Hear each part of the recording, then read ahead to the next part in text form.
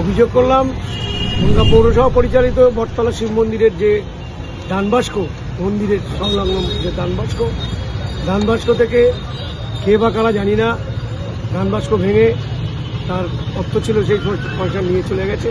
দানবাস্ক ভাঙা অবস্থায় পড়ে আছে। আমার ধারণা যে ওই মোড়ের মাথায় গভীর রাত পর্যন্ত লোকজনের আসা যাওয়া আছে। আমি যখন সন্ধ্যেবেলা 8টা নাগাদ প্রণাম করতে যাই তখনও দেখি লোকজনের আনাগোনা, মধ্যরাতেও একই অবস্থা। এখন মেন ঘটনা হচ্ছে যে আমার ধারণা যে ওদের মধ্যে থেকে এই অপ্রীতিকর ঘটনাটা ঘটিয়েছে কিনা এটা আপনারা তদন্ত করে দেখুন।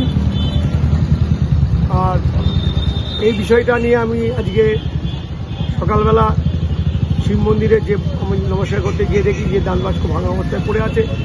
আমি সকালবেলা এসে আমাদের যে আছে তাদেরকে জানিয়ে আমি একটা জিডি করে রেখেছি।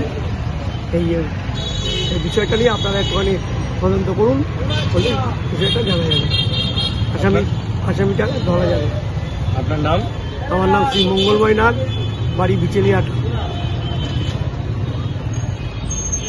শুনেছি যথারীতি পুলিশকে জানানো হয়েছে।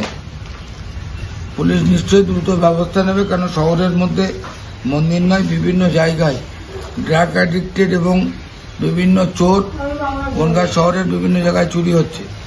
মন্দিরকে ওরা টার্গেট করে দেয় এবং বিভিন্ন বাড়ি থেকেও চুরির ঘটনা ঘটছে। যাতে এদেরকে রেস্কিউ করা যায়, কারণ সিসি ক্যামেরা আছে, সেই সিসি ক্যামেরাতে দেখে যদি এদের গ্যাংটাকে রেস্কিউ করা যায় তাহলে হচ্ছে যে বনগাঁয় এই একটা চুরিকে কেন্দ্র করে অন্য চুরিগুলো ঢাকবে। পুলিশ তৎপর, আমরা আশা করছি দ্রুতই এর কিনারা করতে পারে।